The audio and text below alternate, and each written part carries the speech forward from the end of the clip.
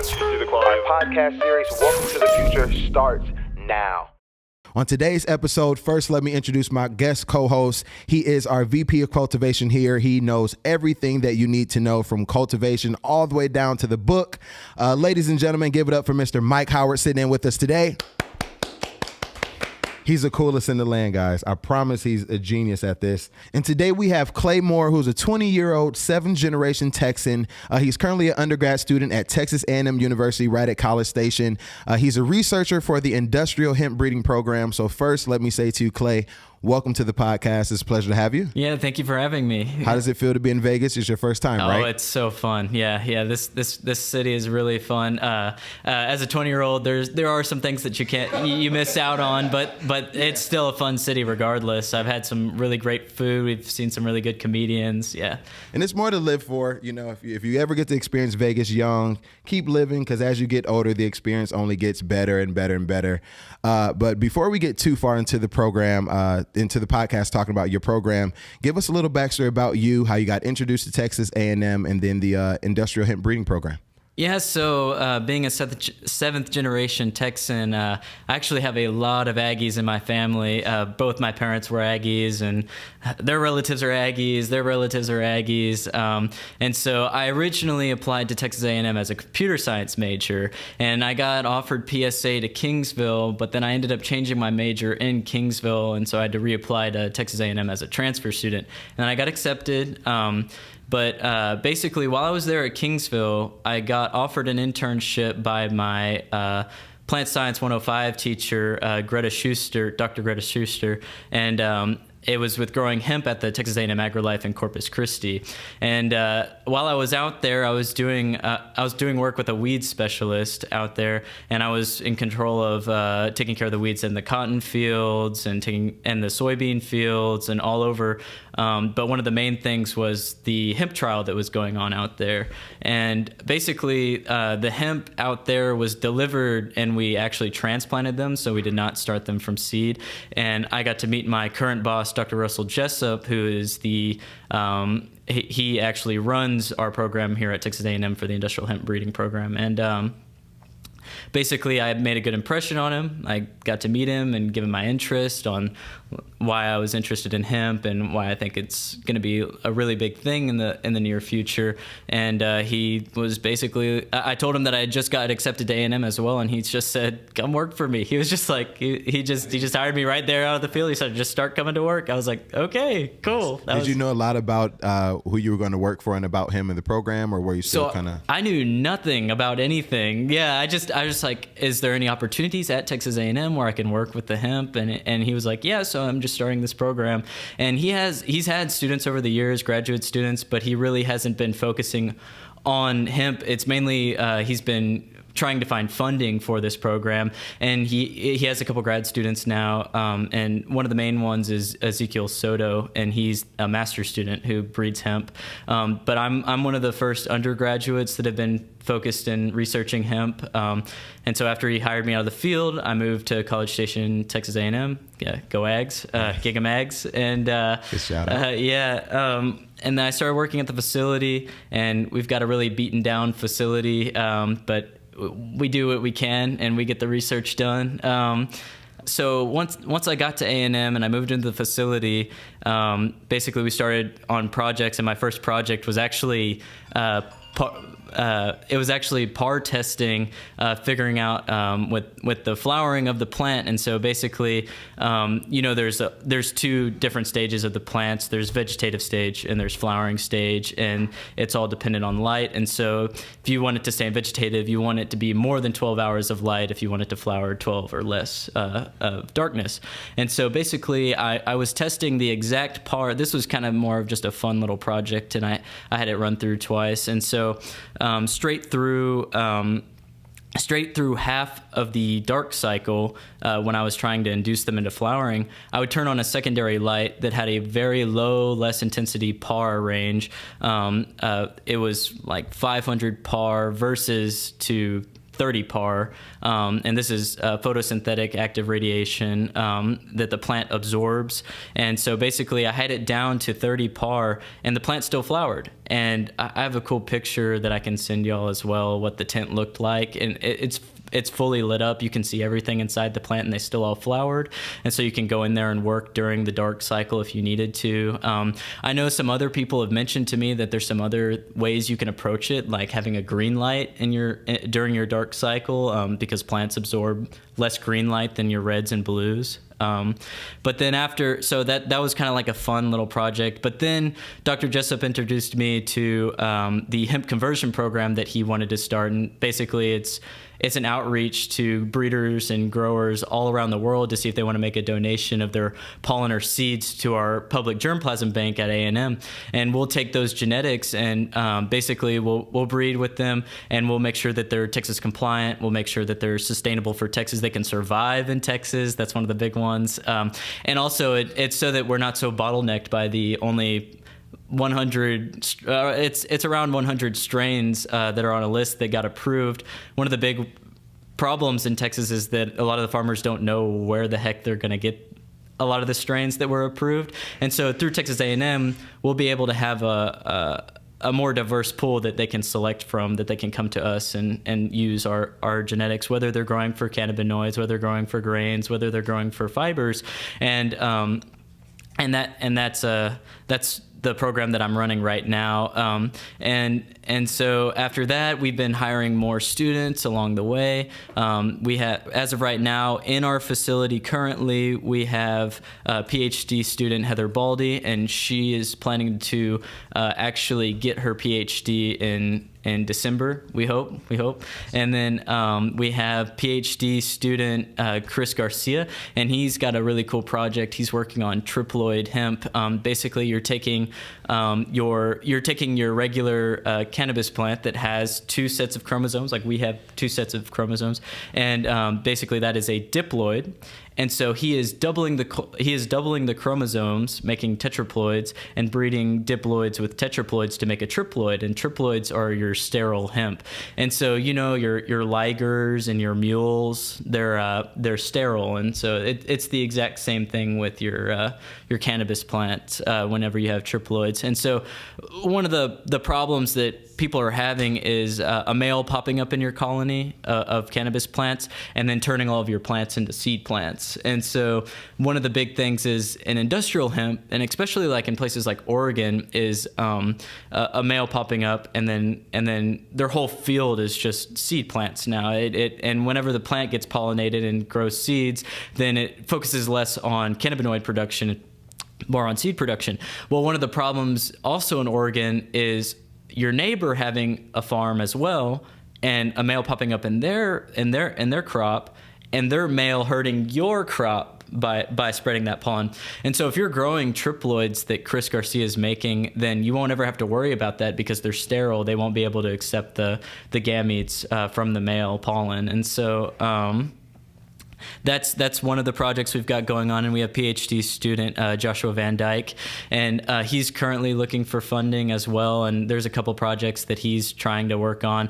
One is with fibers, basically like decortication, and another one that he would really like to get on is this hops latent viroid with a gene knockout approach of creating a variety that will be able to avoid contracting the viroid. And now we move on to Ezekiel Soto. He's a master's student right now, and he's working with breeding fiber and grain type hemps for Texas. And then we move on to Ian McGrath, and he's very into terpenes. He's very into terpenes. One of the projects he started working on was making a pesticide, and a natural terpene pesticide that will replace things like Roundup and things with like glyphosate, so you don't have to worry about carcinogenics.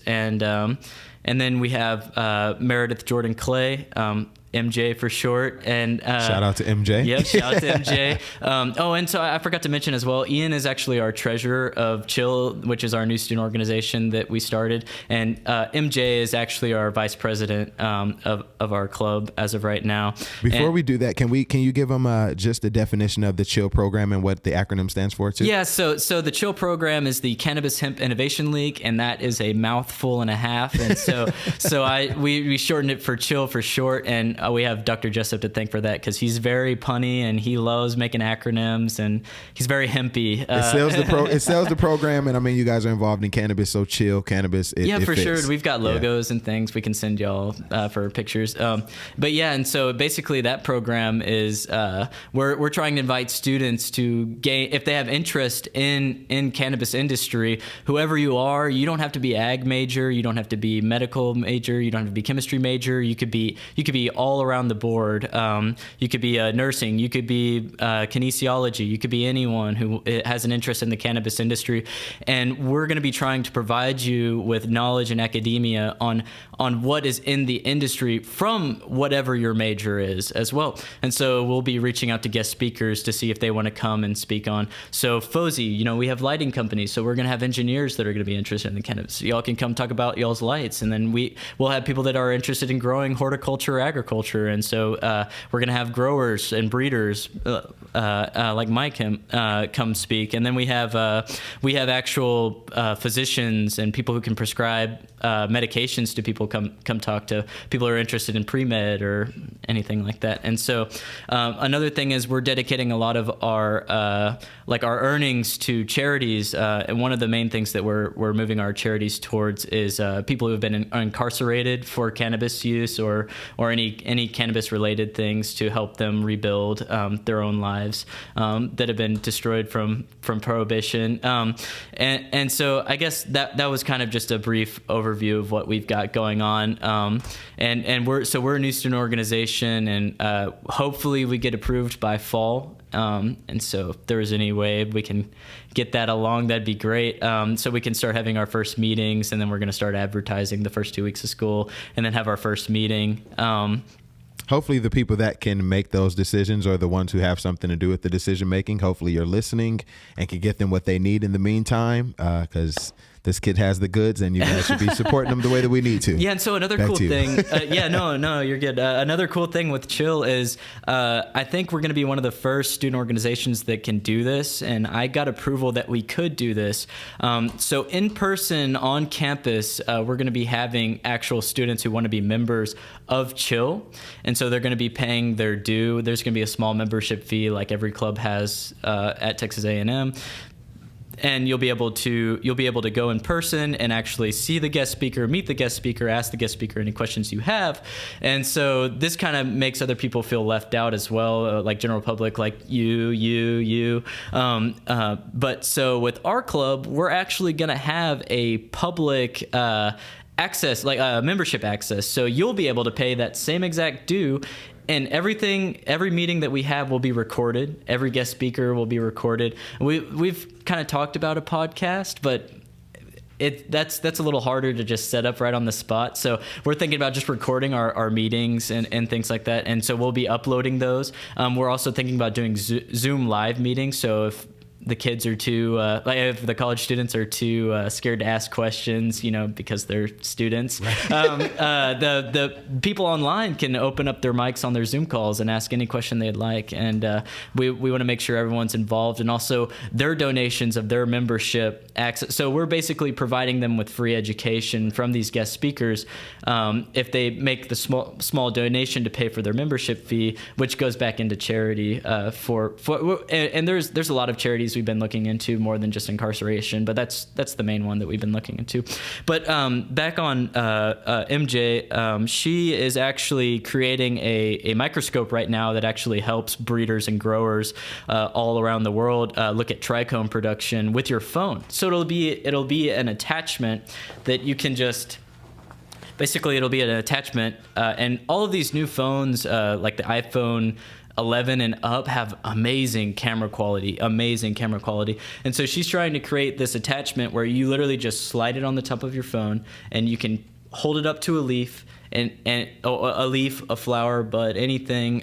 You can even look at the stigmas on the buds, but it'll give you a microscopic image with the lens that she uses on her phone. So one of the things with that is the trichomes, and Mike's definitely aware of this. The trichomes tell you a lot about when you're supposed to harvest, and so whether it being clear to cloudy to amber, and everyone has their own preference on when they want to harvest. Of course, some people will cut it at 30% amber. It's 30 to 40%, I think. But trichomes have the 3 different stages of life. So when they first start popping up, they're going to be very clear. And then as they move on, they start getting cloudy. And then that means that they're actually going to be rich in cannabinoids. And then amber means deteriorating cannabinoids. So if you know that you have at least 30% amber, then you know the rest of them are going to be rich in cannabinoids. At least, I mean, it's going to be very low on the clear. But that's her project. She's creating a microscope right now. And then we have me with the hemp conversion program, and I'm all over the place. I love I love learning. I love helping people out as much as possible, and they're all the same as well. They love helping each other out. We're really a team out there. We all help each other out. But yeah, I just wanted to thank y'all for letting me come on the podcast. I've got a ton to talk to y'all about. So, and I mean, shout out to the people that you mentioned. I mean, one of the next questions that I was going to ask is, what are some of the main benefits of this program? It seems like it's highly in demand, and the success factors is very great for you all. What are some of the benefits? Yeah, so one of the main things is one of the things we do is we reach out to funding because we love A&M. We're an A&M program, but A&M doesn't fund for any of our research that we do. We have to reach out to investors who are interested in this kind of work. So like I mentioned with Josh, he wants to get on the hops latent viroid. And so basically he needs an investor to pay for his PhD program and fund for that research. But the benefit from that is whoever said investor is, they'll get the patent or they'll get the variety from the outcome of that, and we don't recycle that. So they are the ones that are going to be in control of, yes, we have this novel variety that can void the viroid, basically, and they'll have that IP. Basically, any benefits you get from it, we're promoting academia because we're a university, and so we care more about expanding our program and learning more about the plant, especially at it's in its infancy right now. But benefit-wise, for investors, it's basically all of its IP. You can keep anything that you invest in and whatnot, and it doesn't get recycled. So, all right, sounds good, man. So for people that want to learn more about the sponsoring the program and to learn about the projects that you guys are all working on, what's the best contact for them? You mentioned earlier Mr. Russell Jessup. Yes, it'll be my boss, Dr. Russell Jessup. Okay, yes. Would you mind giving him that email? Yes, the email was rjessup at tamu.edu, and that's Jessup, JESSUP. JESSUP at TAMU, which is TAMU.edu. The TAMU is short for Texas A&M University, for those that are wondering. So TAMU, it is TAMU.edu. All right. So moving forward with that, I know that the program is data collection is key for you guys to keep this program moving forward and to get the information, sure. right? For sure. And with that, the data collection is super important over the time of our projects. Without data, we can't have a valid project. Right. But basically, one thing I was going to mention is kind of a shout out to my team. We all like to work with each other, especially when we're gone. I'm sitting here in this chair right now, and I have 3 students that are taking care of my plants as I'm speaking right now. Awesome. And so we all do that for each other. We keep in contact with each other, like, hey, I'm not going to be in town. Can you water the plants for me? Oh yeah, sure, man. That's how we all roll. Dr. Jessup and Heather Baldy, they were traveling to Brazil for an agricultural conference just recently. I think they're right back in College Station right now. They were interviewed on ABC this past week. But basically, we've been running the program while they've been gone. While Dr. Jessup has been gone, we've been keeping our projects going and everything. So, yeah. But data collection is very important, and it matters the accuracy of how little the data is, and a lot of the data collection that we make also is all made up in the moment as well, because a lot of our data we can't base off of other studies. There are a lot of other cannabis studies, but some of the projects that we're we're doing, no one is doing right now. And if they are doing it right now, it's not public information. And so a lot of our data we have to collect, that we collect, we don't have anything to base it on. Like Ezekiel Soto, he's running his program right now on hermaphroditing hemp plants for inbred lines, and he's basing his research off of a book that was like written in the 60s, and so he has to refer to that. And obviously, it's not to T of what the book said, because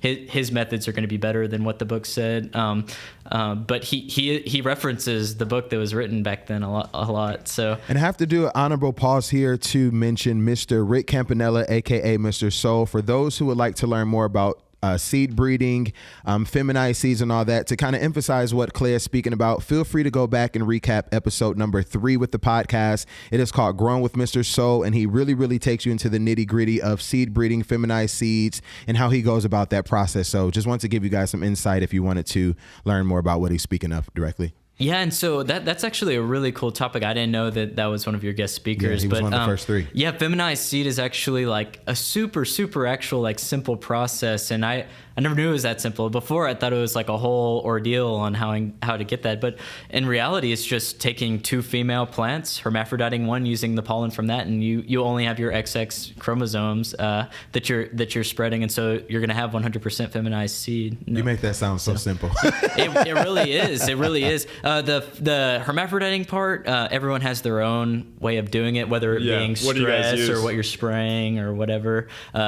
however you're hermaphroditing them. But if you can collect pollen from another female and throw it on another female, you'll make feminized seed. You won't have any males pop up. So.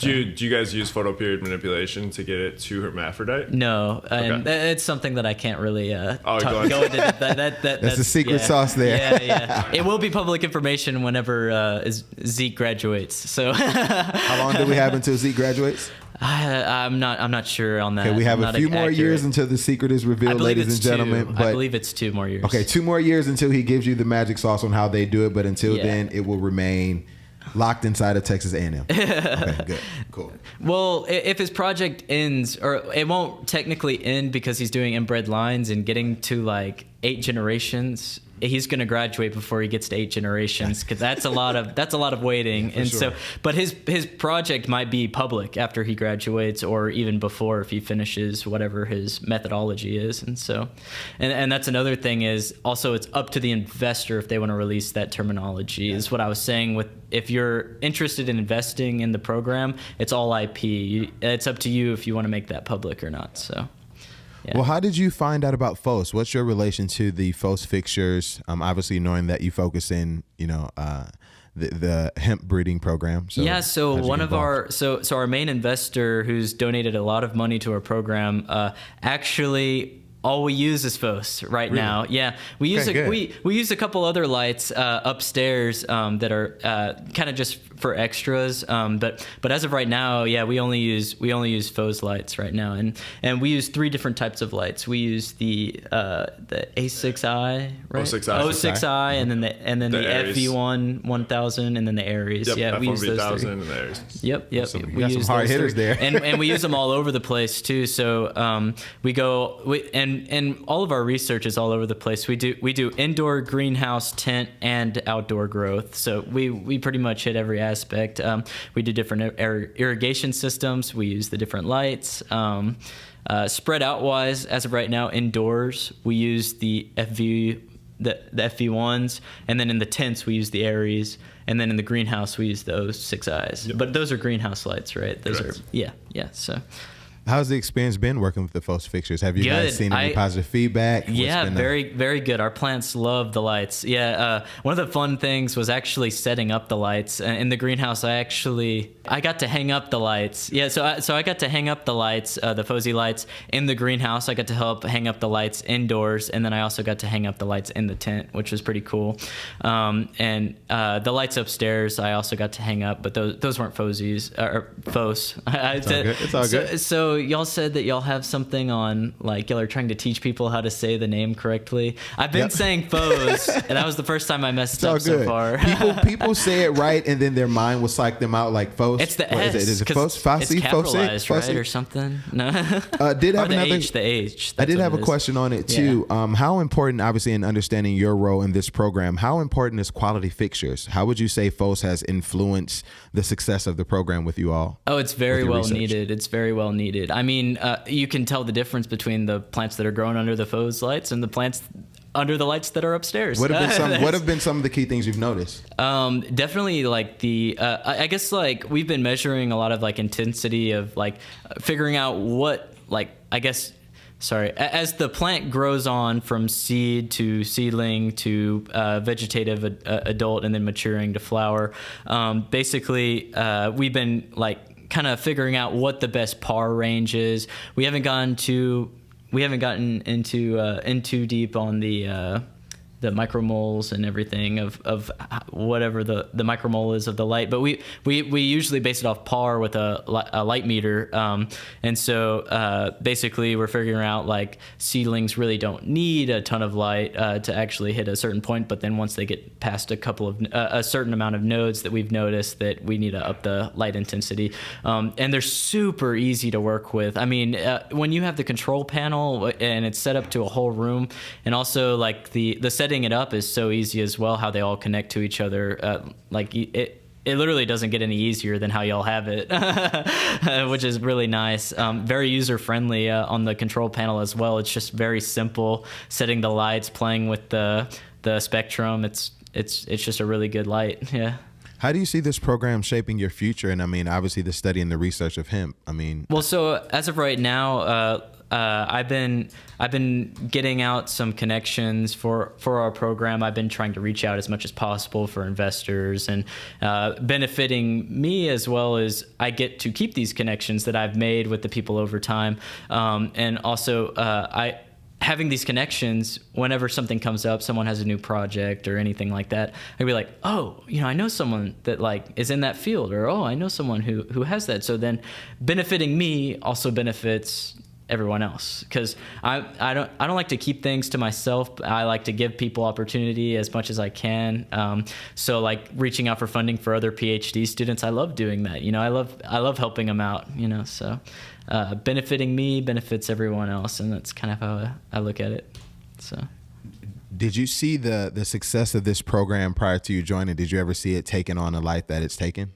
Did you foresee that prior to you joining, or what were your thoughts? Sorry, can you repeat the question? It's kind of a brand new program, though, right? Yeah, so. It's kind of it's a very new program. Like, just this past year, we started bringing on more students for projects. Okay. Yeah. Okay, cool. So this is the third year of field trials, and that's one project that we've been on for 3 years. And actually, Dr. Jessup ran that project before he even brought on a student. So. And then how many students total in the program? So in our facility, let's see, I got to count on my fingers.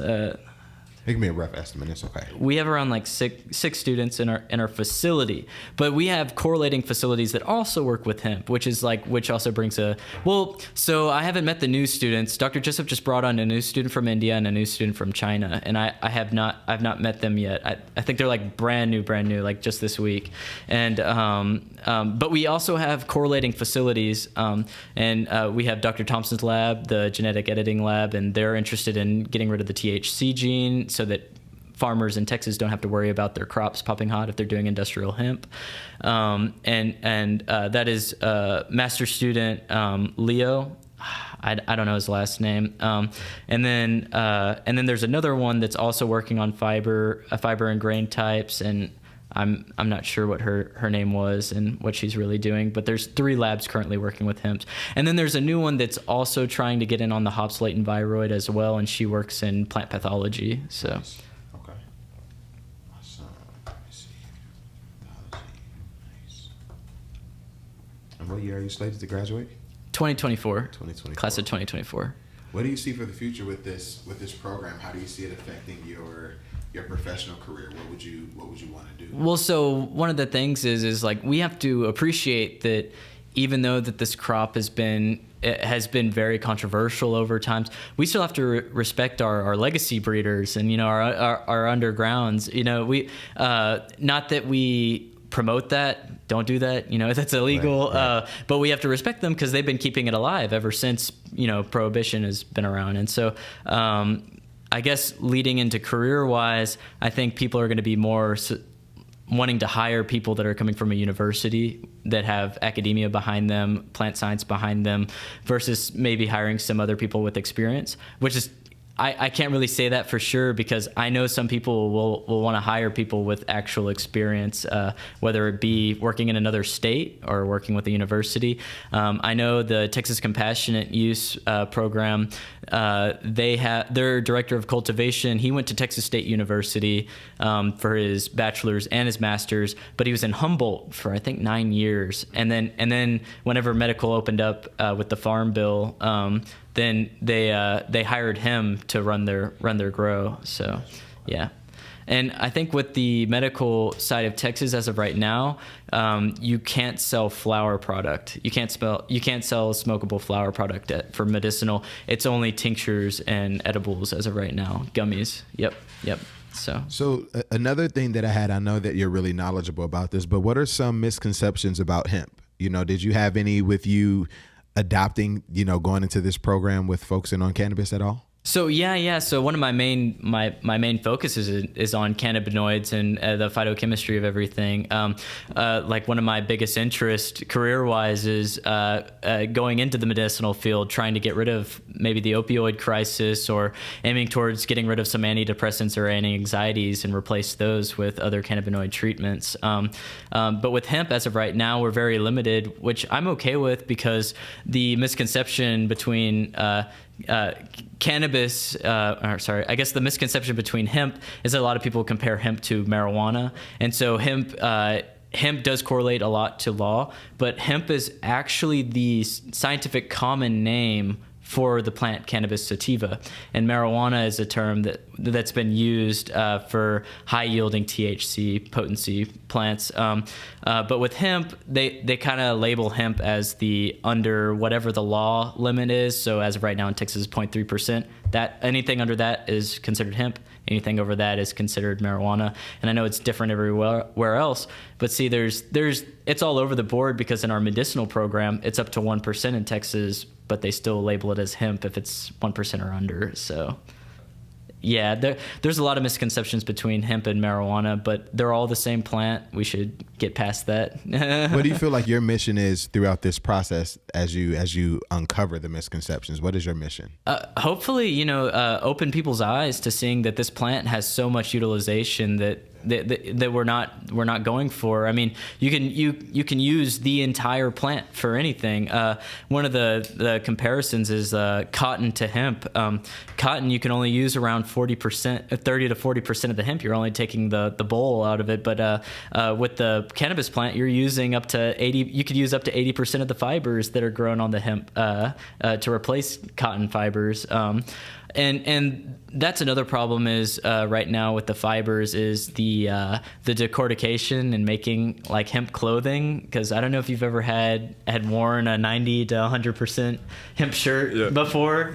It's rough. It's rough. It's not very comfortable. And so they end up mixing it with cotton, which is probably the right way to do. But there's also a lot of other uses for fibers, like hempcrete. You could use it for hempcrete. You could use it for insulation in your buildings. You can use it for hemp plastics. And then you can use the cannabinoid side of it for medicinal purposes. You could use the grains for animal feed. You could use the grains for biofuels. You could utilize this plant in so many regions, but it's been controversial because of the marijuana. Did that almost stop you from pursuing it at all? Nope. No. I've always been interested since high school. I mean, I'm all against opioid use, really. I guess story. My grandmother, she dislocated her shoulder. She was out on the farm in our ranch in Palacios, and she was trying to close a gate, and it kind of got away from her, and she fell with the gate, and it dislocated her shoulder.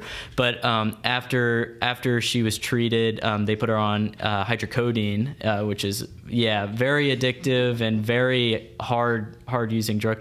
And as she was using it, she was using just a normal amount, whatever her doctor prescribed her. And I literally could not have conversations with her. She was a zombie. Like I could not talk to her. She would not know what I'm saying. She would just be completely zoned out, bugged out.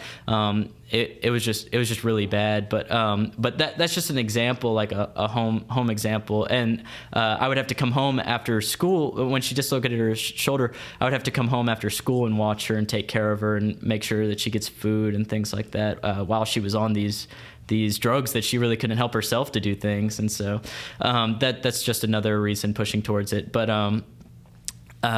yeah, see, I did that thing where like, what's the question it's again? all good. I mean, you instantly saw a need for hemp in that moment for sure. in comparison. Oh, I guess utilization of the plant is just, you can use the whole plant for about just anything. But the problem is that it hasn't been around. We haven't been using it. We haven't been doing research in the university. We haven't been, and some of the stuff is out there, but it's like lost in time because of this big gap. So. I mean, it's lost in time, and I think also the topic is a thing. I mean, obviously, all the universities, well, specifically like Texas A&M with this program, with the hemp conversion program, and the others alike. I mean, you guys are normalizing the conversation outside of just marijuana usage. You know, for sure, normalizing research, data. Yeah, for sure. And as of right now, any cannabinoid testing is. Like in our research is really just compliance. We can't do any medical testing yet. We have planned in the future with Texas A&M that we're gonna hopefully get a medical license and start doing clinical trials with PTSD patients, and then we can start pushing into research with cannabinoids and that. As of right now, phytochemistry is just. And the cannabinoids, we're just figuring out compliance, and then also terpenes. That's the only two ones that we can really work with right now. But yeah. So it means we've talked some of the origin of hemp. We've talked some of the resources in breeding at Texas A&M. We've talked about the CHIL program. We've talked about normalizing and the use of hemp in so many other areas, as you said, with animal feed and with cotton, with some of our fabrics and materials. What do you see as the future with hemp? I mean, we talk about its appeal and its massive appeal, but what do you see? Well, so, honestly, how like comfortable everyone's been getting with the idea of hemp. I mean, it's growing on people to see like how many uses that the plant has. I think hemp's going to be huge in the next year. I think cannabis in general is going to be huge in the next couple of years. I say even 5 years. It might even be federally legalized. One of the things is that we were talking about as well is it'll help the economy. I mean, you know what we're going through right now. It's awful. The stock markets, the house market, the car market, gas prices, everything's hurting. So if you can open up a brand new $1 billion market, that helps everyone. So everyone benefits. Money may be tight, but when it comes to cannabis or hemp, people are going to find what they need for their medicine. I mean, it just talks on the value. Yeah, for sure. That's it. And I completely agree with that people need that more than some of the prescription. And one of the things is you can't really blame some of the doctors because that's all they can prescribe. Sometimes, and I know some doctors that hate prescribing, pill pushing and things like that. So they just have no choice. They can't use cannabinoids. And I think some states can because there's specialists in that field in that medical field. But that's the problem, is that they don't have any choices that they can use besides those opioids. So yeah. Love it. One more thing. If you had to do one pitch for those that are listening who want to learn more about the program, get more information, what would you say in 60 seconds? What would be that pitch to those that are listening? I would say look out for the Cannabis Hemp Innovation League whenever we launch our student group, because anyone from any university will be able to join this online and get in on our research and our guest speakers. Another thing is, go to Texas A&M, apply to Texas A&M, because we're looking for new students. One of the things is once we get more investors and we get more money, then we'll be able to hire new student workers, and then those student workers will be able to start projects. Also, if you're a student, you're interested, you can also fund your own research as well. That's also an option. But yeah, you'll be totally invested in this program if you want to come to Texas A&M. We're very open to anyone who wants to come tour our facility and take a look, and yeah, so. Mr. VP of Cultivation, did you have anything? I'm trying to digest everything. I know, right? This guy has dropped a load on us with the wealth of information.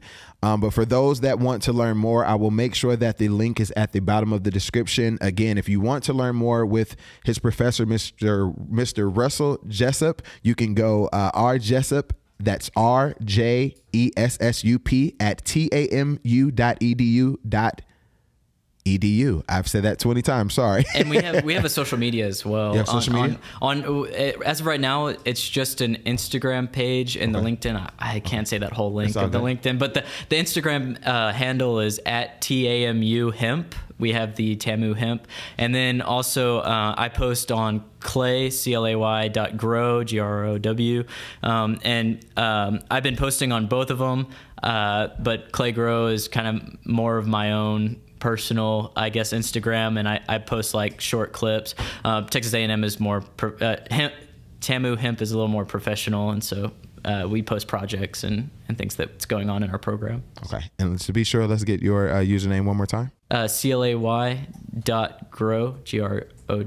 Yep. Smash that link in the corner. Right. Yeah, right. right. Subscribe. No. So we'll have those two links as well. For those that want to follow Texas A&M Hemp on Instagram, you can do TAMU Hemp. That's TAMUHEMP. And for those that want to follow Clay directly, get more into his story, learn about his practices and what he has going on with the program that he's a part of there at Texas A&M, you can do clay.grow. That's CLAY.GROW. Mr. Clay, it has been a pleasure having you. Tk you so much. I know for we'll having feast me on this the next couple of days, but we will be in touch and stay abreast for sure. of what I'll be you're here doing. next year when I turn 21. So. Absolutely right. He said he's coming back. We're going to have a part 2 of this in a year, guys, so please look for him. But in the meantime, please go back and listen to and watch episode number 3 featuring Mr. Soul. It'll give the backstory on a lot of the stuff that he's talking about with the book, and then hopefully in the future we'll have you back. Yeah, thank you again so much. Right? Yeah. All right, ladies and gentlemen, for those just tuning in, so sorry for you, but that is all for today's episode with number 9 featuring Mr. Clay Moore. But for those that would like to tune in, every Friday there will be a new episode. In the meantime, you can go to FOHSE.com. That's FOHSE.com. In the meantime, it's Leo here. We have Mr. Mike Howard, our VP of Cultivation. We have Mr. Clay Moore, our special guest. And we look forward to seeing you next week. Thank you for watching. Gigamegs.